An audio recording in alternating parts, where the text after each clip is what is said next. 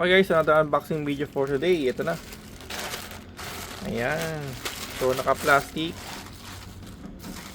Saan natin to, no? Ayan. Check natin. May bubble wrap siya, no?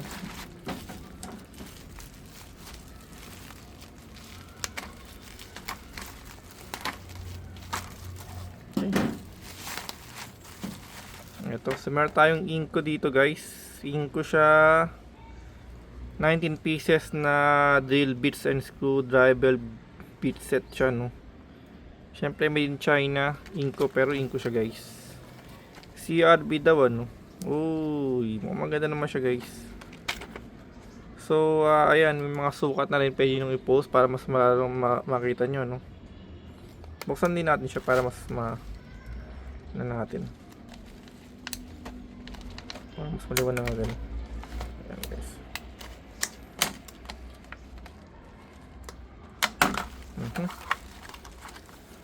Ito na. Ayan. So, okay. Kunin natin para ma-check. Klarong klaro naman, no? Si RB 5.5, no? Ganda na finishing niya guys.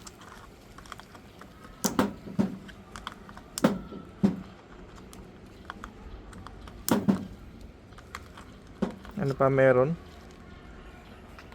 Double check natin itong mismong bits natin. Ayan siya guys, oh. So sa mga talagang mahilig sa mga tools, okay kaya ito, no? Pasado ba sa inyo? Pero mura na rin kasi guys, eh.